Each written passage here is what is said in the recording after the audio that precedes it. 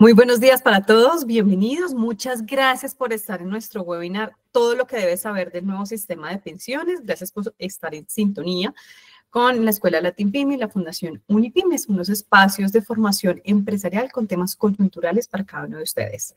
Damos la bienvenida a nuestra speaker del día de hoy, Juliana Montoya Escobar, líder de procesos jurídicos en protección, abogada especialista en Derecho de la Seguridad Social y Derecho Procesal, profesional con amplia experiencia en asuntos jurídicos y regulatorios en el sector pensional. Les recuerdo que la charla estará siendo grabada y posteriormente ustedes la pueden consultar en cada una de sus aulas. Daremos inicio a la participación de nuestra conferencista y posteriormente vamos a dejar un espacio para atender la sesión de preguntas de cada uno de ustedes que pueden ir dejando en el chat. Sean entonces bienvenidos. Juliana, muy buenos días. Muchas gracias por estar en este webinar. Gracias, Paola. Buenos días para todos y bienvenidos a este espacio que, como lo mencionaba Paola, pues vamos en esta hora a abordar pues una actualización sobre el nuevo sistema pensional, la Ley 2381, y alguna actualidad sobre el desarrollo reglamentario que se ha dado en los últimos meses frente a este tema. Hemos preparado una presentación que ya voy a compartirles para que entonces nos guiemos durante esta jornada. Perfecto, iniciemos entonces. Para hacer solamente como un recorderis y ponernos todos en el mismo contexto, recordemos que el año pasado, en julio, se aprobó por parte del Congreso la Ley 2381 de 2024, que reforma nuestra Ley 100 del 93 y nuestro sistema pensional para la vejez. Este sistema nuevo que nos propone la 2381 de 2024 y que es nuestro nuevo sistema de protección para la vejez, parte de una estructura de pilares, un primer pilar que vamos a denominar el pilar solidario y lo vamos a identificar como el pilar que va a otorgar subsidios a la población en edad de vejez, pero además en unos grados de vulnerabilidad y desprotección, y de ahí pues que haya que hacer un esfuerzo presupuestal y fiscal importante para poder acudir vía subsidios a entregarles unas rentas básicas a la población que quede allí segmentada. Tenemos un segundo pilar que es nuestro sistema semicontributivo, porque parte de ese esfuerzo de ahorro que hacemos las personas que trabajamos y que cotizamos al sistema pensional, pero que al final del día, cuando llegamos a edad de vejez, a edad de pensión, no logramos pensionarnos. Hicimos un esfuerzo importante, tenemos saldo, tenemos semanas cotizadas, pero no fueron suficientes para pensionarnos. Esos recursos que vamos a tener ahí acumulados van a juntarse con una parte del subsidio también destinado desde el presupuesto general de la Nación para complementar este nuevo pilar que vamos a denominar entonces sistema o modelo semicontributivo. El tercer componente de este modelo de pilares que nos planteó la reforma pensional es nuestro modelo contributivo, donde estamos los trabajadores dependientes, los independientes también, que cotizamos al sistema pensional. Lo debemos hacer en dos componentes y este es, digamos, el núcleo de este modelo de pilares, porque vamos a desmarcarnos de la posibilidad que teníamos en la Ley 100 de elegir entre dos modelos pensionales muy distintos, el modelo pensional de Colpensiones, prima media con prestación definida, administrado casi que de manera exclusiva por Colpensiones, y de manera excluyente además, porque la persona no podía estar en el fondo privado administrado por las AFP, que administran un régimen de capitalización a partir de unas cuentas individuales. Estos dos regímenes que nos trajo la Ley 100 desde el año 93 son excluyentes y de ahí pues que las personas tuviesen que elegir en cuál de los dos modelos, si en el sistema privado o en el sistema público, realizar los aportes mientras era un empleado formal, dependiente o independiente vinculado al sistema pensional. Este es el núcleo entonces de este sistema de pilares que nos propone la ley, porque las personas entonces que no sean transición, y ahorita vamos a entrar en ese concepto de quiénes son los beneficiarios del régimen de transición, ya no tendrán que elegir a cuál de los dos modelos acogerse para realizar sus aportes a pensión. Ya no tendrán que destinar sus aportes de manera exclusiva a Colpensiones o solo a los fondos privados. La idea entonces de este modelo de pilares es que las personas estén todas vinculadas de manera obligatoria en Colpensiones y coticen allí hasta 2.3 salarios mínimos. Ese es el umbral que quedó aprobado en esta reforma pensional. Todos los colombianos que no sean beneficiarios del régimen de transición tendrán que elegir a Colpensiones como su administrador universal de los recursos para pensión obligatoria hasta 2.3 salarios mínimos. Y si yo, mi salario, tengo un ingreso porque soy independiente o tengo unos honorarios o tengo unos ingresos laborales que superan ese umbral de 2.3, pues ese umbral en exceso de salario hará que tenga que elegir también una administradora del componente contributivo complementario de ahorro individual, que también vamos a administrar las AFP, los fondos privados, pero no somos los únicos que vamos a estar participando en la administración de esos recursos, porque la ley dio amplitud para que este modelo complementario de ahorro individual también sea administrado por otras entidades. Y al final de este modelo de pilares, entonces, encontramos el pilar de ahorro voluntario, que también vamos a entender dentro de esta charla que se apalanca como uno de los grandes movilizadores del sistema pensional y que finalmente va a generar gran relevancia cuando pensamos en el momento del retiro y cuando pensamos en la brecha pensional, cuando empezamos a entender cuál va a ser el valor de mi mesada pensional cuando llegue a esa edad de pensión, cuando logre visualizar que lo que tengo como salario hoy no va a ser lo mismo que me entreguen como mesada pensional porque se aplica una tasa de reemplazo, porque se calcula un ingreso base de liquidación. Entonces, este pilar voluntario va a seguir acompañando el sistema pensional colombiano porque sin duda va a permitir apalancar ese cierre de brecha pensional entre lo que yo devengo y estoy acostumbrada a recibir salarialmente y aquello que al final del día me entregan como pensión, que claramente no es lo mismo ni corresponde, salvo salario mínimo, no corresponde al 100% de mi ingreso salarial. Bueno, vamos entonces a entrar ya un poquito más en el detalle de qué es ese pilar solidario y quiénes son los beneficiarios de ese pilar solidario, quiénes ingresan entonces al pilar semicontributivo y en dónde empiezo como a ubicarme en este modelo de pilares que nos planteó la ley. Lo primero entonces es entender que ese pilar solidario es un pilar subsidiado, es un pilar que le va a entregar a la población que no tiene ninguna conexión, digámoslo así, ningún beneficio, ninguna retribución del sistema pensional formal porque no han cotizado, porque no han realizado ningún aporte que les represente a ellos una contribución o el reconocimiento de una prestación ni por Colpensiones ni por la AFP. Debe tener unas características la población que va a ser segmentada para ser beneficiaria del pilar solidario y una de esas características es la edad. Ingresarán entonces como beneficiarios del pilar solidario los hombres que tengan como mínimo 65 años cumplidos, las mujeres que tengan 60 y esto último se adicionó pues cuando ya estábamos en el último debate de la ley en la plenaria de la Cámara de Representantes, y es que si estas personas además tienen un estado de invalidez debidamente calificada, igual o superior al 50% de pérdida de capacidad laboral, no se va a requerir esta edad de 65 años hombres y 60 para las mujeres, sino que se va a acceder a unas edades más tempranas, 55 años para los hombres y 50 años para las mujeres, siempre que logren demostrar que padecen una pérdida de capacidad laboral igual o superior al 50%, debidamente calificada por la entidad competente. Lo segundo es que estará a cargo del gobierno determinar los niveles de pobreza, pobreza extrema y vulnerabilidad a través de una calificación que se hará mediante el Departamento de Prosperidad.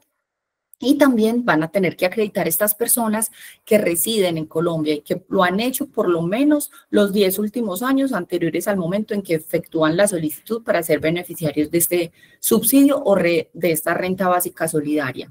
Muchos de ustedes dirán que este beneficio ya existe, que este beneficio pues no era ni siquiera necesario transitar por una ley de reforma pensional para incorporarlo, pero sin duda, lo que ocurre acá dentro de la incorporación de este pilar en la ley de reforma pensional es que permitió ampliar y determinar una cobertura mayor, pero además también incrementar el monto que van a recibir las personas beneficiarias de esta renta, porque pasa de los 89.000 pesos que está hoy el beneficio a través de Colombia Mayor a 223.000 pesos, que es la línea de pobreza, pero además se irá actualizando conforme al IPC. Y esta renta básica solidaria que se entregue a estas personas beneficiarias del Pilar Solidario será entregada de manera mensual. Entonces, es un esfuerzo por ampliar la cobertura de los beneficios a la población en edad de vejez más vulnerable, pero además también hacerla más sustentable desde el monto, desde el ingreso que reciben estas personas.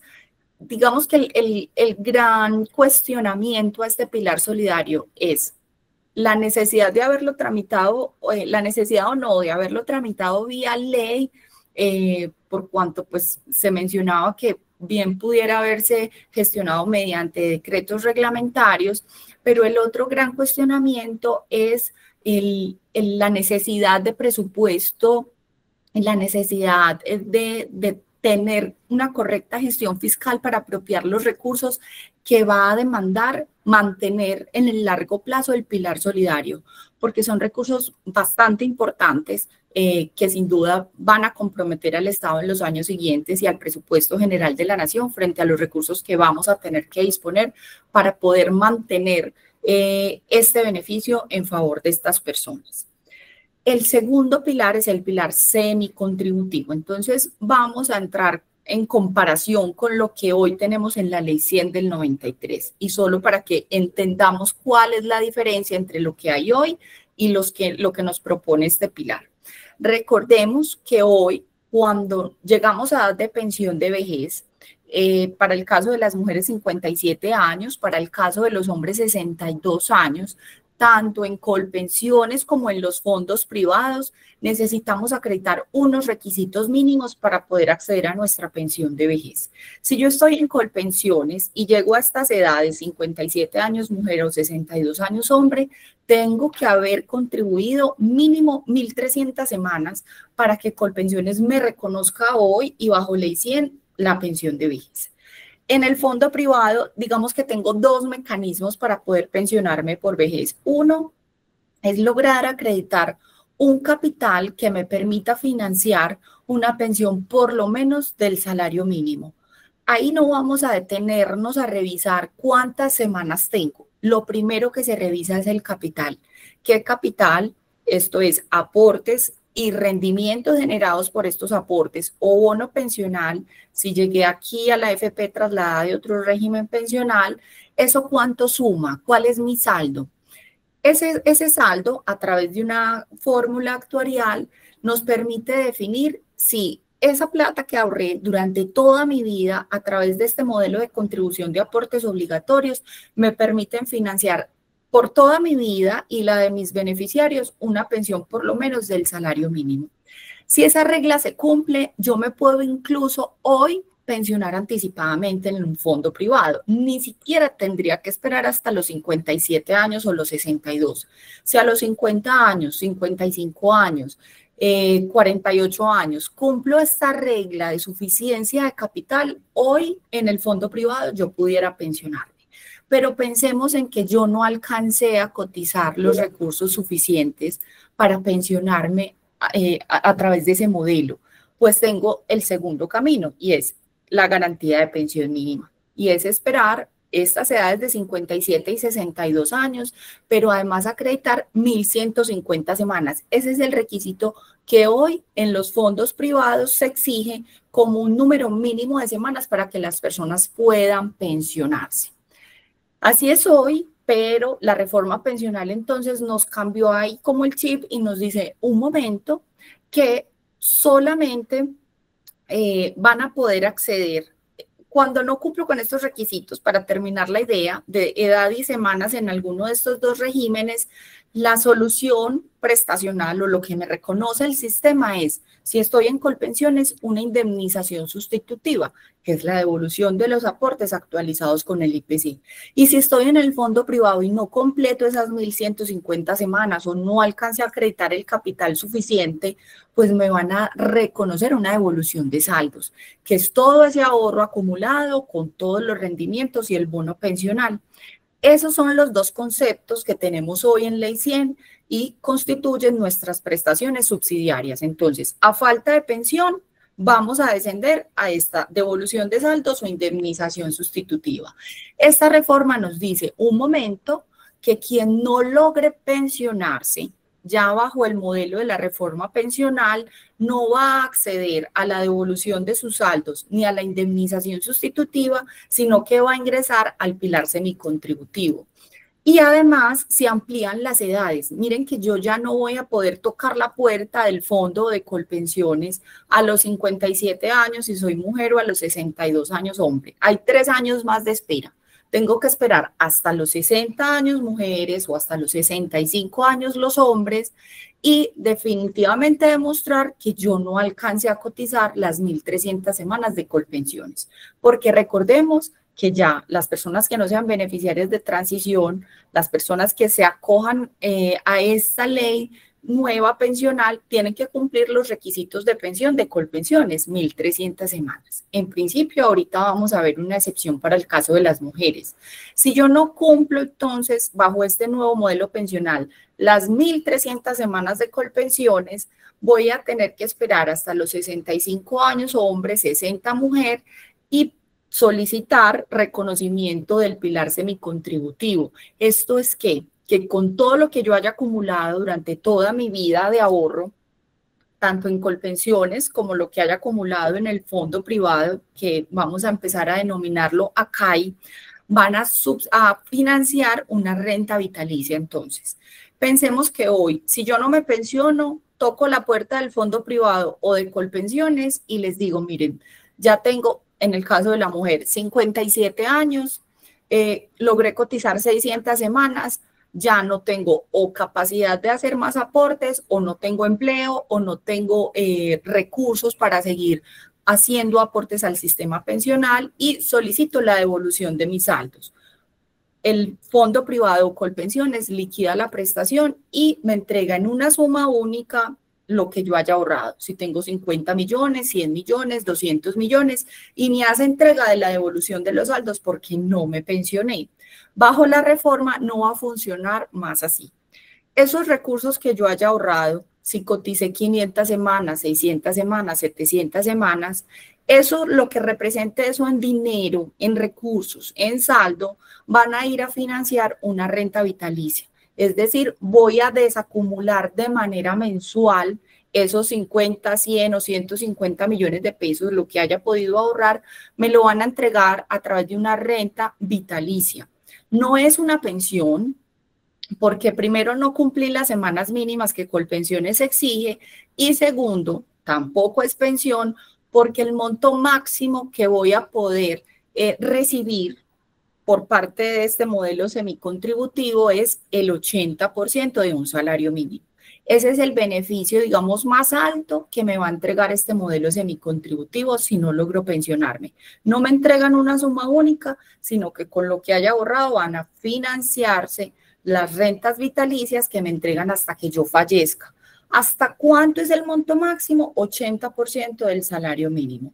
Si yo ahorré mucho, digamos, luego de despejarse la fórmula que nos traerán los decretos reglamentarios y mi ahorro permite financiar un salario mayor al 80% del salario mínimo, el borrador de decreto reglamentario contempla que entonces me entregan la renta vitalicia por un monto de máximo del 80% y el exceso será devuelto al cotizante. Hay además una excepción y es que si yo solo alcance a cotizar entre una semana y 299, sí va a seguir operando la devolución de saldos como se las explicaba hoy en Ley 100. Ese será como el único escenario en donde de manera directa, si yo solo coticé 100 semanas, que son algo como 2 años, el sistema me va a seguir reconociendo la devolución de saldos. ¿Cuánto ahorré durante esas 100 semanas? Eso será devuelto a través de una suma única. Pero si supero el umbral de 300 y hasta 999 semanas, voy a estar aquí inmerso en este pilar semicontributivo. Tendré que esperar hasta estas edades que les mencionaba para obtener el reconocimiento de esta renta vitalicia. Dos características muy importantes de este pilar semicontributivo. Ese beneficio que me van a otorgar, esa renta vitalicia, es hasta que yo esté viva, hasta que el momento en el que yo fallezca. De manera que si yo tengo beneficiarios de ley, no va a ser sustituible. No voy a poder sustituir ese beneficio, esa renta vitalicia en mis beneficiarios, ni tampoco voy a poder heredarla. Entonces, si yo tengo un cónyuge o un compañero permanente, o tengo hijos menores, o tengo hijos entre 18 y 25 años, que son hoy mis beneficiarios de ley, a través de este pilar, ellos no van a poder sustituirme a mí en este derecho si yo fallezco. Digamos que la renta me acompaña solo a mí. Si fallezco, ahí termina la renta y los recursos quedan, digamos, a través de esta mutualidad que se crea de recursos, quedan administrados allí a través de Colpensiones, pues que será el llamado a administrar este modelo, y a través de las aseguradoras que deberán contratar las rentas vitalicias para poder hacer el pago, pero solo hasta que la persona beneficiaria permanezca viva. No es sustituible y no es heredable. Ahora vamos a pasar al tercer pilar de nuestro modelo, que es el pilar contributivo. Digamos que es el que más genera duda y al cual, pues, del cual nosotros hacemos parte como trabajadores activos, como trabajadores formales, que hacemos parte de este sistema pensional. Entonces, como se los explicaba a un inicio, ya no vamos a tener dos modelos pensionales que compiten ni se excluyen. Yo ya no voy a tener que elegir entre uno y otro. Si mi salario supera el umbral de 2.3, yo obligatoriamente tengo que estar en ambos. Entonces, ¿qué ocurre con Colpensiones? Colpensiones va a continuar administrando este componente, el componente de prima media. Voy a resaltárselos acá. Este componente de prima media entonces lo administrará Colpensiones y voy a llevar allí el aporte sobre ese umbral de 2 hasta 2.3. Ese 16% que cotizamos todos sobre nuestro ingreso base de cotización, voy a disponerlo en Colpensiones a través de esta distribución. De ese 16% sobre el 2.3, Colpensiones va a destinar el 13% a dos fondos: al fondo común de hoy, de naturaleza pública, que hoy administra Colpensiones en un porcentaje, y otros puntos de este 13% los vamos a llevar a un nuevo fondo que se crea en virtud de la ley 2381, y es el fondo de ahorro del pilar contributivo. Va a ser una cuenta especial que va a administrar el Banco de la República. Estamos esperando la reglamentación a cargo del Ministerio de Hacienda para que nos cuenten a todos cómo va a operar este mecanismo, cómo va a operar esta cuenta especial a través de Banrep, pero finalmente va a ser esa cuenta denominado Fondo de Ahorro del Pilar Contributivo el destinatario de una parte de este 13% de los cotizantes a Colpensiones. Y nos queda de ese 16% que cotizamos todos los meses, un 3% que va a destinar Colpensiones a la contratación de todo el mecanismo de aseguramiento que requerimos los afiliados al sistema pensional para cubrir dos contingencias: la invalidez y la sobrevivencia. Porque cuando cotizamos al sistema pensional, no cotizamos solamente para cuando nos pensionemos viejitos, también cotizamos cada mes para que nos brinden una cobertura en caso de que ocurra un siniestro como la invalidez de origen común o como el fallecimiento de origen común. Cuando ocurren alguna de estas dos contingencias, el sistema pensional también reacciona entregando una pensión de invalidez o de sobrevivencia. Lo que ocurre es que esos siniestros normalmente ocurren a edades muy tempranas, mucho antes de la pensión de vejez.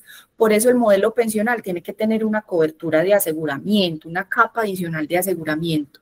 Ese aseguramiento hay que pagarlo, hay que cubrirlo. Y de este 3% entonces Colpensiones va a tener que destinar un porcentaje para tener esa cobertura que los afiliados van a requerir para estos dos riesgos de invalidez y sobrevivencia, y obviamente pues de ahí de ese 3% se destinará un porcentaje a sus gastos de administración. Vamos a tener aquí también sobre ese 16%, que es lo que cotizamos todas las personas que hacemos parte del sistema pensional. 16% de nuestro salario, eso es lo que aportamos a pensiones. Pero también hay unas personas que cotizan un poquito más de ese 16%. Si nuestro ingreso supera 4 salarios mínimos, yo ya no cotizo el 16%, sino el 17.5%. Hay un 1.5 más que vamos a destinar al Fondo de Solidaridad Pensional. No es nuevo, hoy lo hacemos, solo que en esta reforma se incrementan unos punticos lo que vamos a llevar a ese Fondo de Solidaridad Pensional, porque se acuerdan que hablamos ahorita de un pilar solidario que va a ampliar la cobertura y que va a ampliar el monto, pues no solo contra el presupuesto, sino contra estas fuentes de financiación. Vamos a acumular más en el Fondo de Solidaridad Pensional. Las personas que tienen un ingreso por encima de 4 salarios mínimos van a ahorrar un poquito más de ese 16, un 1.5, un 1.8, gradualmente en función del ingreso. Quien cotice o tenga un ingreso por encima de 20 salarios mínimos, no va a cotizar el 16, sino el 19, un 3% más dedicados a este Fondo de Solidaridad del sistema pensional. Bueno, ¿y qué ocurre si mi salario supera el umbral de 2.3? Voy a tener entonces cotización en Colpensiones, pero también voy a tener cotización en el componente complementario de ahorro individual. La ley dispuso que las AFP, que hemos estado acompañando el ahorro individual durante estos 30 años desde la ley 100, también podemos ser administradores de este nuevo componente complementario de ahorro individual. Requeríamos licencia, fue un trámite que las AFP surtimos ante la Superintendencia Financiera en el mes de diciembre y ya tenemos también entonces licencia para administrar los recursos de este nuevo componente complementario de ahorro individual, para administrar los recursos de esos afiliados que van a cotizar por encima de 2.3. Pero no somos los únicos, también la ley habilitó a las compañías de seguro, a las sociedades fiduciarias, a las comisionistas de bolsa, para que soliciten, si lo desean y si están además pues habilitadas operativa, tecnológicamente, desde el recurso humano y demás, para administrar este componente complementario de ahorro. Hoy tenemos entonces licencia y autorización de la SUPER, las 4 AFPs que veníamos actuando como administradores de los fondos privados, y Positiva, la compañía de seguros Positiva, también ya es administradora de este componente.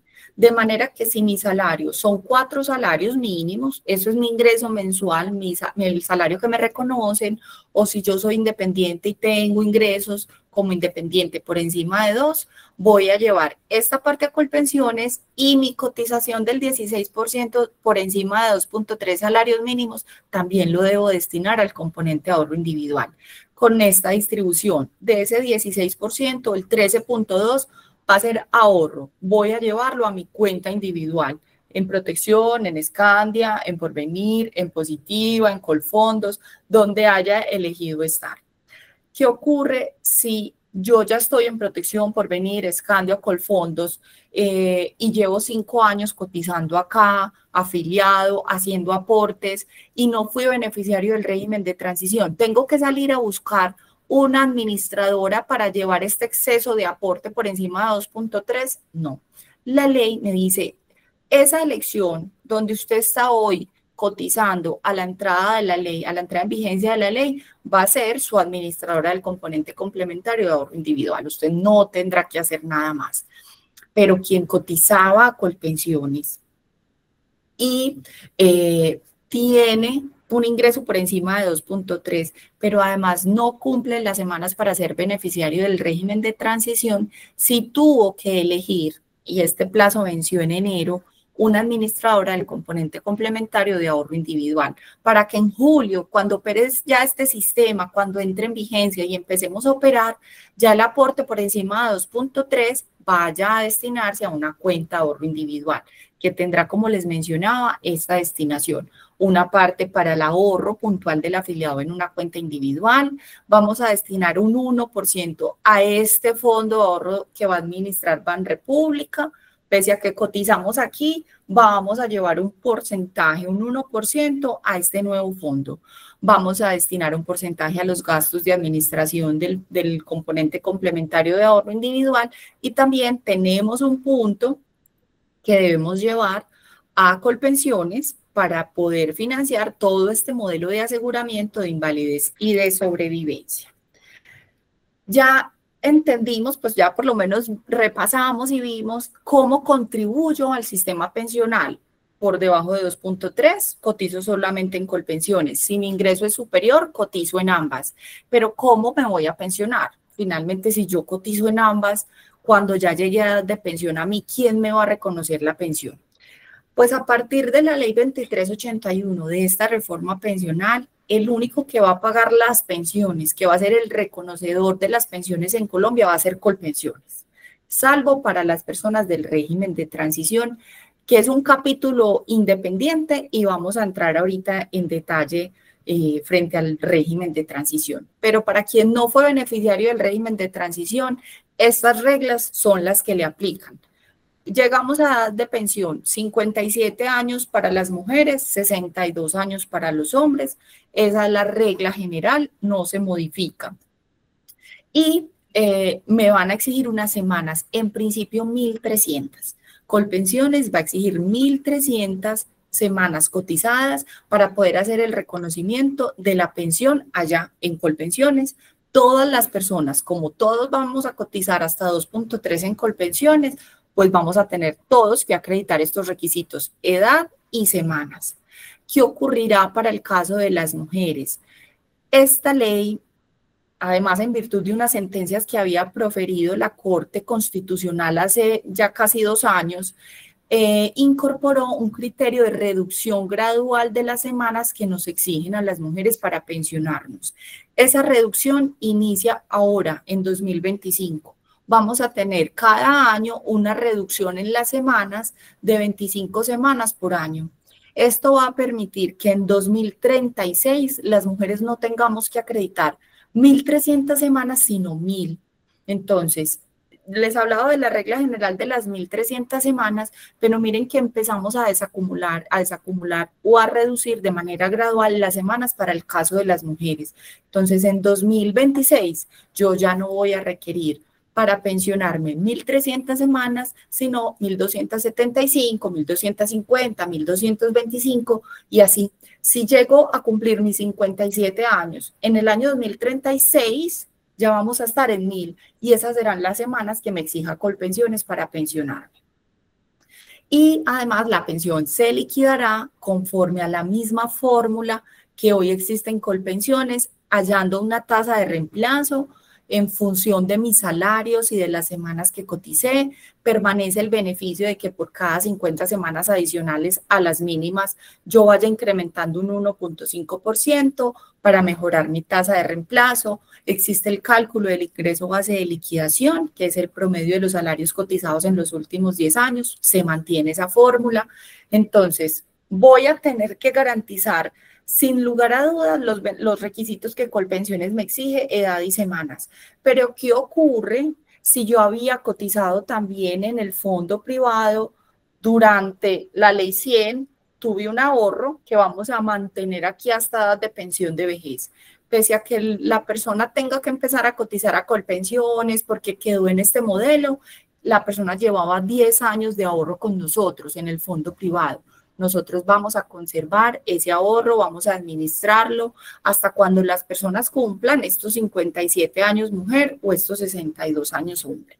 En ese momento vamos a separar el ahorro y vamos a decirle a Colpensiones, mire, de este saldo que tenemos aquí ahorrado, que dejó María en su cuenta de ahorro individual, ella cotizó este pedazo de saldo por su salario hasta 2.3 salarios mínimos, entonces esto le corresponde a Colpensiones y vamos a disponerlo para el régimen de prima media.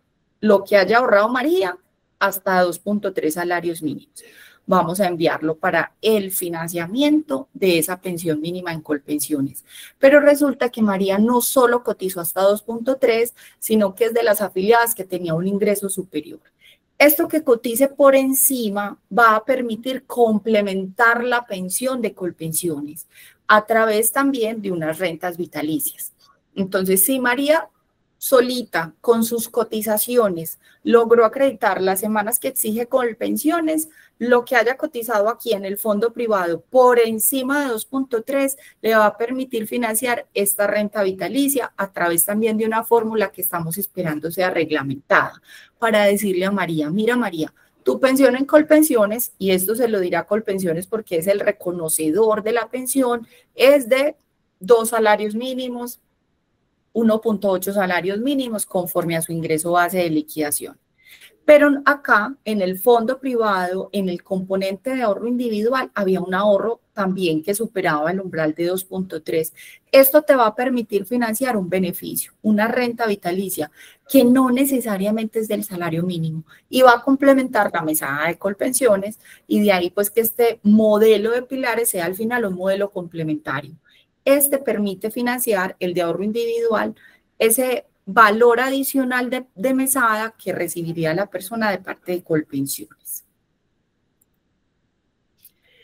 Vamos a repasar unos aspectos básicos para recoger lo que acabamos de ver hasta ahorita, pero también para dejar unas figuras claras y establecidas también dentro de esta ley de reforma pensional, y es el régimen de transición del que les he venido hablando durante toda esta conversación. Estos tránsitos legislativos, cuando ocurren, cuando viene una ley pensional que nos cambia las condiciones, normalmente vienen acompañados pues de un régimen de transición. ¿Eso qué implica?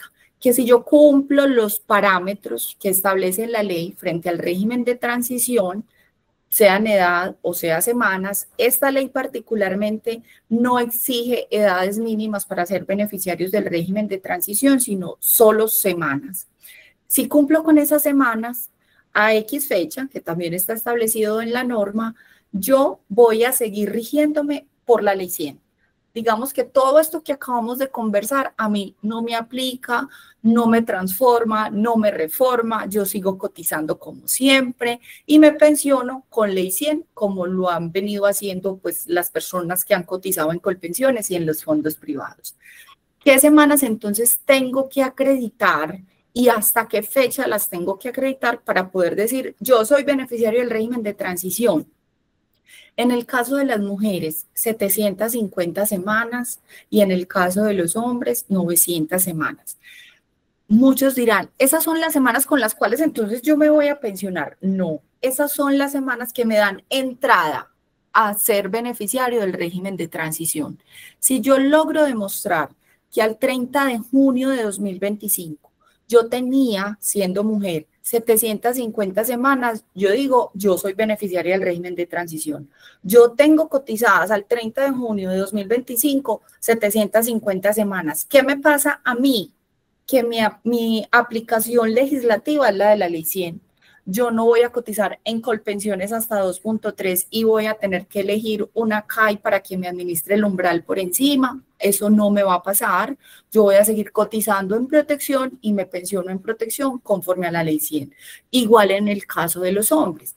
Para el hombre que logre demostrar 900 semanas cotizadas al 30 de junio del 2025, esta ley y estos componentes de umbral, de dividir el aporte, no le aplicarán y continuará aplicando en su totalidad la ley 100 del 93. Entonces, concepto súper claro, régimen de transición. Lo segundo sobre el cual también tuvimos oportunidad de hablar es este umbral salarial de 2.3, que va a ser el umbral que me defina si cotizo solo en Colpensiones porque mi ingreso es por debajo o si cotizo en ambos modelos porque mi ingreso supera el umbral.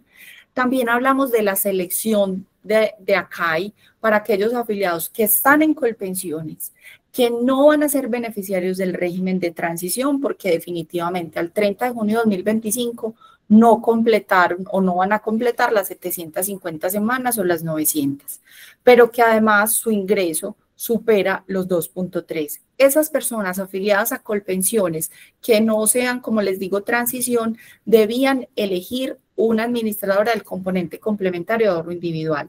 ¿Hasta cuándo? Hasta el 16 de enero de 2025, o sea, hace 3 meses ocurrió. Muchos afiliados a Colpensiones eligieron entre los fondos privados una CAI que administre a partir de julio de este año, que es la entrada en vigencia de esta ley, sus aportes por encima de 2.3. Pero también hubo muchos afiliados a Colpensiones que no eligieron, que no definieron a dónde llevar esa cotización en exceso.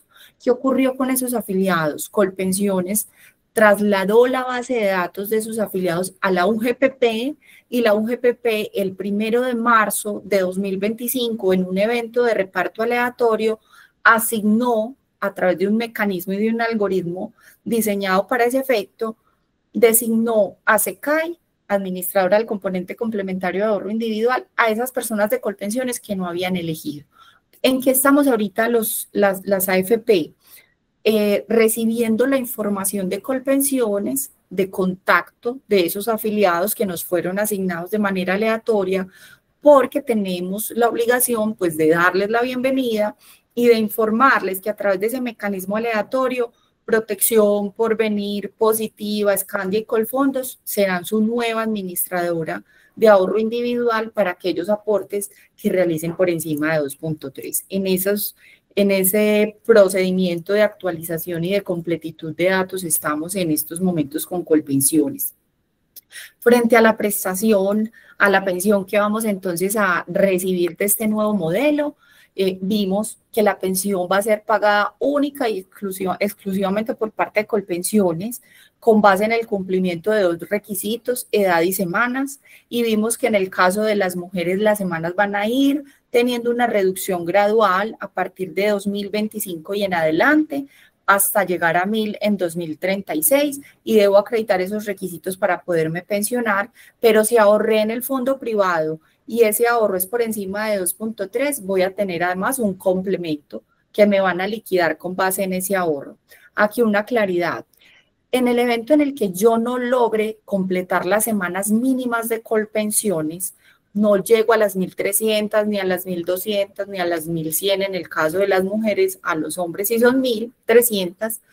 Este ahorro que yo tenga acá por encima de 2.3 me va a permitir completar esas semanas. Ese es un mecanismo que esta ley dispuso y se llama Sistema Actuarial de Equivalencias.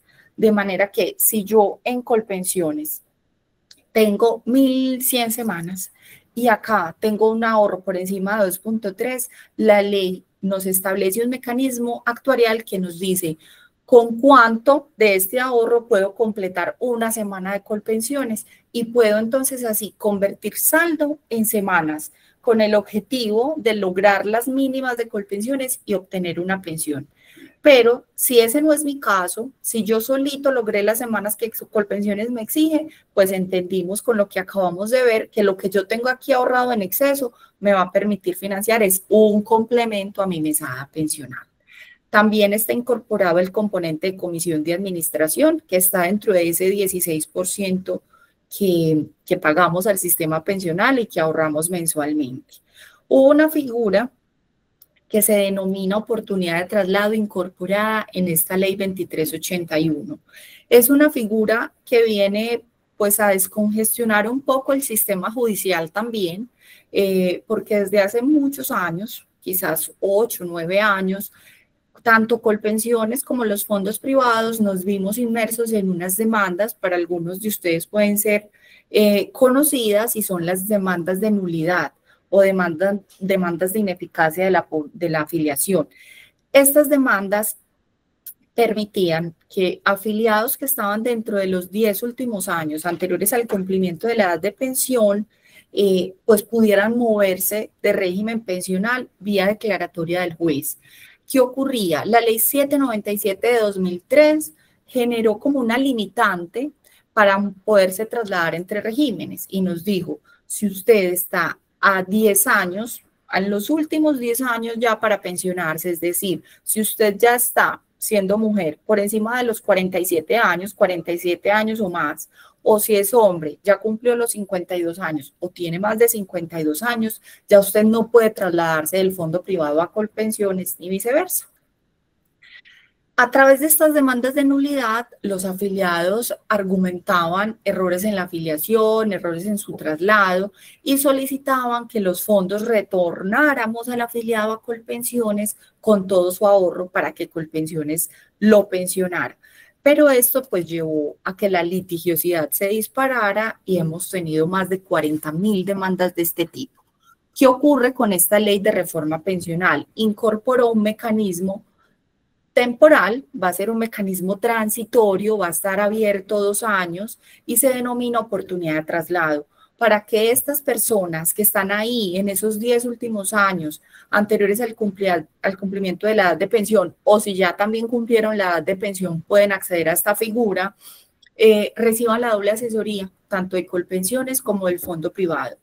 Comparen, revisen la información en detalle, establezcan cuál modelo pensional les favorece, bajo qué características les conviene más pensionarse. Una vez recibida la doble asesoría, pueden activar entonces la solicitud de traslado, pueden irse a Colpensiones o de Colpensiones a los fondos privados. ¿Qué requisitos deben cumplir estas personas, además de estar pues ahí dentro de esa limitante de la edad? Demostrar que cumplen las semanas de la transición, esto es 750 semanas para la mujer y 900 semanas para los hombres. Si logran acreditar este requisito, podrán trasladarse, ya no va a aplicar esta limitante pues que teníamos desde la ley 797, va a estar abierta como la ventana de traslados, pero importantísimo, esta ventana va a estar abierta solo hasta junio de 2026, 2 años, desde la fecha en que quedó promulgada la ley hasta julio 15, porque la ley se promulgó el 16 de julio de 2024. 2 años va a estar activa la oportunidad de traslado para que los afiliados entonces no tengan que acceder a una demanda o una vía judicial, sino que puedan vía doble asesoría determinar en cuál régimen finalmente es que quieren trasladarse. ¿Cuál fue el otro componente establecido en la ley? Pues la amplitud de mercado. Les mencionaba que también van a poder administrar ahorro individual, ser administradoras del componente de ahorro individual, no solo las AFP, que lo hemos sido de manera tradicional, sino aseguradoras, fiduciarias, comisionistas y hasta Colpensiones, previo trámite de autorización ante la Superintendencia Financiera. También, entonces, les mencioné frente al riesgo de invalidez y sobrevivencia, que va a estar también a cargo de Colpensiones. Colpensiones será el encargado de hacer la contratación y administrar el modelo de aseguramiento de invalidez y sobrevivencia para los afiliados, salvo para quienes, para los beneficiarios del régimen de transición, porque les contaba que los que somos beneficiarios del régimen de transición seguimos cotizando o en nuestra AFP o en Colpensiones, y a esa entidad le vamos a reclamar nuestra pensión de vejez, invalidez o sobrevivencia, atendiendo al evento que ocurra. Y finalmente, pues recordarles que este es un modelo de pilares y dentro del pilar está el ahorro voluntario. Incorporemos como en nuestro haber que hay un modelo que me exige cotizar obligatoriamente hasta 2.3 salarios en Colpensiones. Si yo cotizo hasta 2.3 salarios en Colpensiones y la pensión se liquida con base en el promedio de lo cotizado en los últimos 10 años y a partir de eso empezamos a aplicar esta tasa de reemplazo que máximo es el 80% de ese 2.3, posiblemente vamos a tener una disminución y una brecha significativa entre lo que yo me gano hoy como salario, lo que recibo como honorarios y lo que me va a reconocer el modelo pensional que nos propone esta ley. Entonces, el ahorro voluntario va a ser la figura que me va a permitir apalancar ese cierre de brecha pensional, poder mantener calidad de vida, poder tener los recursos para sufragar los gastos pues necesarios en la vejez y de ahí pues como elevar el nivel de conciencia y el mensaje de el sistema pensional es una triada, el empleador tiene una representación importante al momento de realizar aportes, el Estado en algún momento a través del modelo subsidiado o del mecanismo semicontributivo a palanca a través de subsidio del presupuesto general de la nación unos aportes, pero como empleados, como trabajadores, como ahorradores formales del sistema de seguridad social, sin duda también tenemos un llamado, no solo a hacer el aporte obligatorio, sino en lo posible hacernos cargo de nuestra vejez y de lo que esperamos recibir en nuestra vejez del sistema pensional. Creo que se nos agota el tiempo, tenemos un espacio de 10 minutos para preguntas, me consumí 5 minutos adicionales, pero me interesaba pues darles como este repaso por los principales elementos de la reforma pensional. Gracias a todos. Muchas gracias, Juliana, a ti por la participación, por ser tan contundente con este paso a paso que nos has compartido el día de hoy relacionado a esta reforma.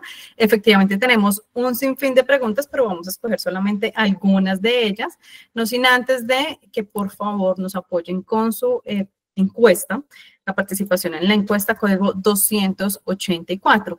Auxiliar SST, ¿qué sucede con las personas que tienen ya más de 1.300 semanas de cotización? ¿Cuál fondo aportan? Si son personas que tienen más de 1.300 semanas, son régimen de transición.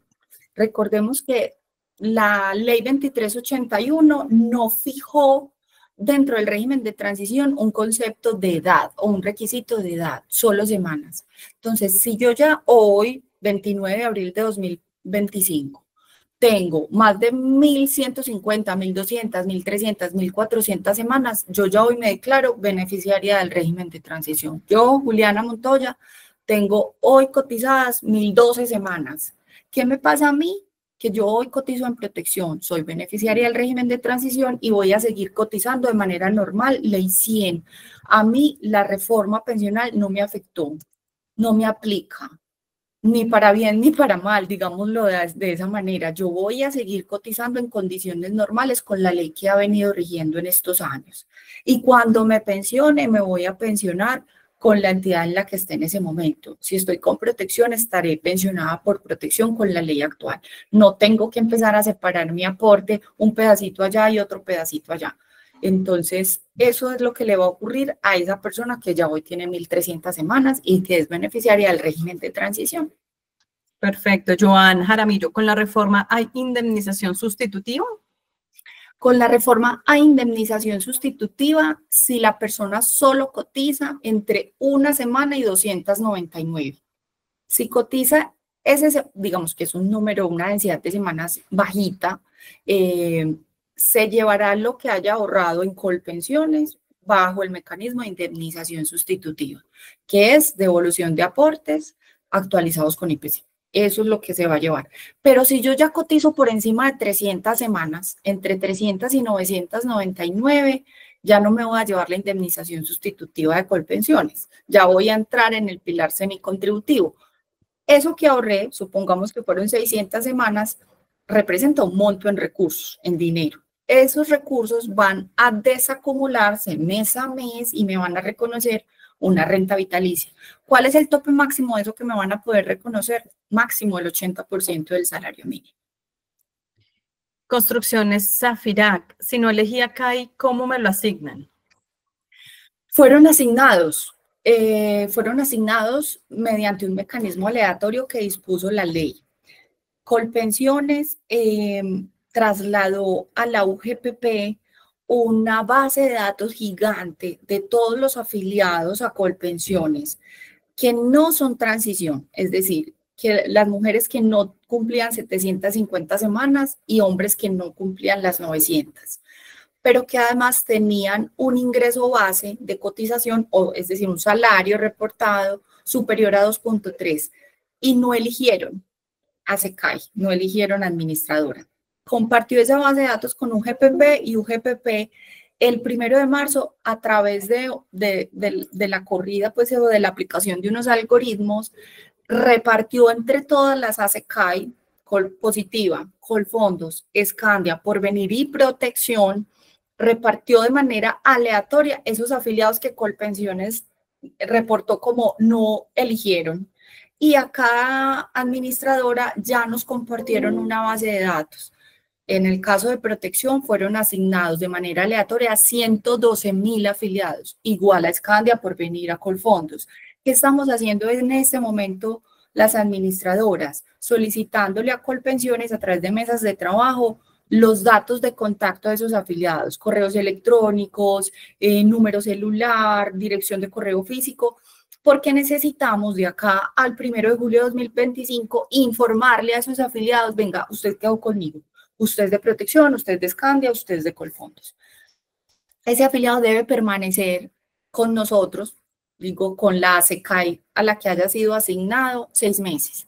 Es decir, hasta enero de 2026 como mínimo. A partir de 2026, enero, ya la persona podrá tomar una decisión de traslado. No, no quiero estar aquí donde me asignaron, yo quiero tomar otra decisión y irme para acá. Recordemos que igual es entre ASECAI. La persona no puede decir, no, es que yo quiero estar toda en Colpensiones. No, si cotiza por encima de 2.3 es en Colpensiones y en la CAI. Perfecto. Sandra Milena, ¿la reducción de las semanas para las mujeres se aplica para régimen de transición? Sí, sí, pero además por decisión de la Corte Constitucional, no por reforma. Es decir, pensemos en que la ley de reforma pensional está siendo hoy estudiada por la Corte Constitucional, porque fue demandada su constitucionalidad y la Corte aún no se ha pronunciado.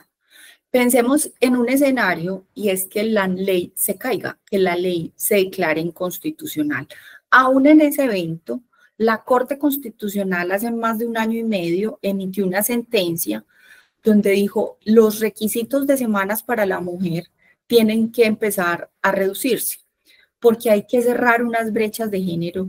La mujer no ha tenido las mismas oportunidades históricamente para acceder al mercado laboral y sobre todo al sistema formal de aportes. Entonces hay que reconocer eso y la forma de reconocerlo es que se reduzcan las semanas. Entonces las personas beneficiarias, mujeres beneficiarias del régimen de transición, también vamos a acceder a la reducción de semanas año a año para que al 2036 nos pensionemos con 1.000.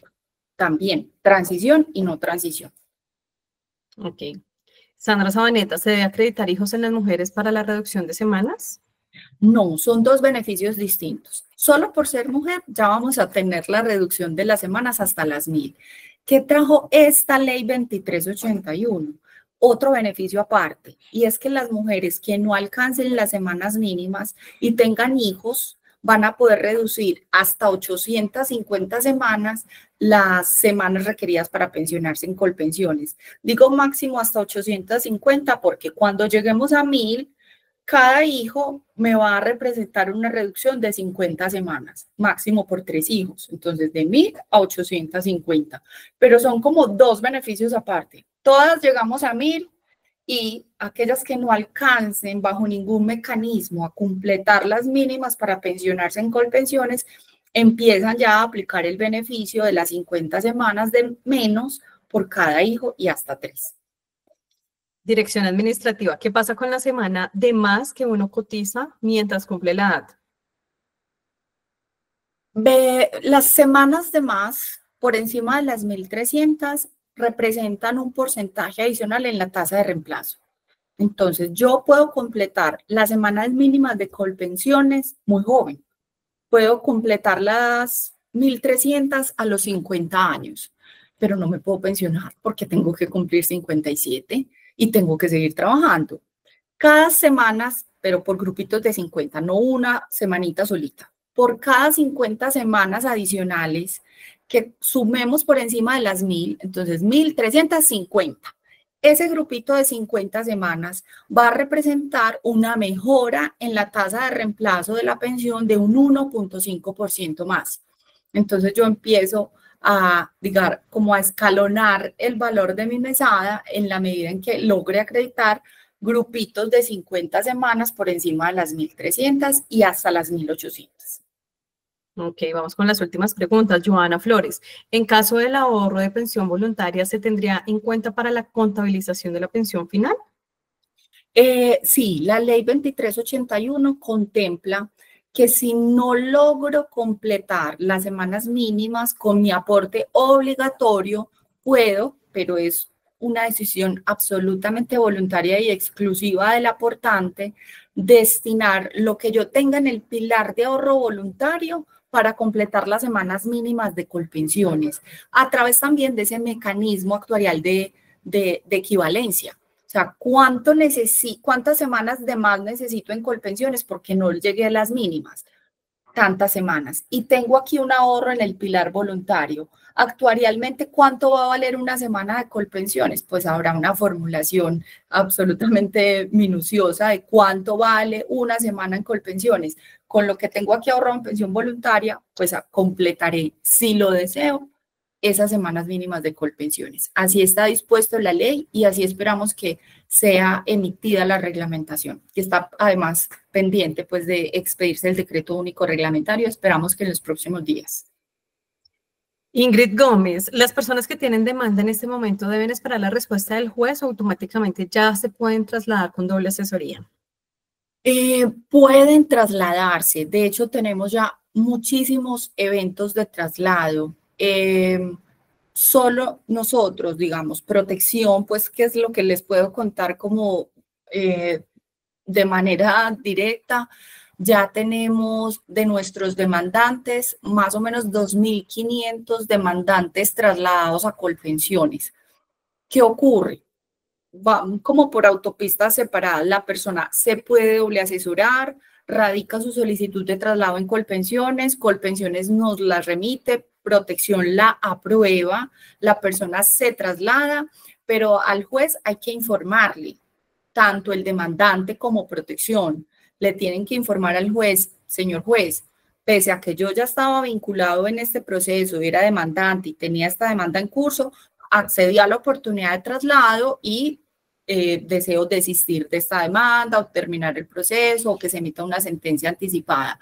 Digamos que el juez no se conecta automáticamente con este mecanismo. Las partes que estamos vinculadas ahí, demandante y demandados, tenemos que comunicarle que ya el mecanismo de oportunidad de traslado surtió efecto y la persona ya se trasladó para que él disponga a través de una sentencia pues la terminación del proceso, o si el demandante desea desistir de su proceso, pues también tendrá que expresárselo al juez. Perfecto. Luz Nora, ¿la reducción de semanas para mujeres aplica solamente para hijos ya nacidos o los que vendrán desde el 2025? Nacidos. Pues nacidos y por nacer, es decir, cuando yo me pensione en el 2040, si a esa fecha tengo ya hijos, pues no tienen que haber sido nacidos o concebidos antes de la entrada en vigencia. Cuando yo me vaya a pensionar, en ese momento tendré que demostrar pues que tengo hijos y que por cada uno podré reducir las 50 semanas. Perfecto. Bueno, pues Juliana, hemos llegado entonces al final de este espacio. Muchas gracias por habernos acompañado en este webinar que ustedes pueden revivir en cada una de las aulas desde el día de mañana, 11 de la mañana, ya queda habilitada esta información y el material de apoyo que nos ha compartido Juliana para que ustedes revivan esta capacitación. Juliana, muchísimas gracias. Gracias, Paula, y a todos. Buenas tardes. Feliz tarde para todos. Nos encontramos en una próxima oportunidad mañana, como es costumbre, los miércoles de charlas empresariales. Feliz tarde para todos.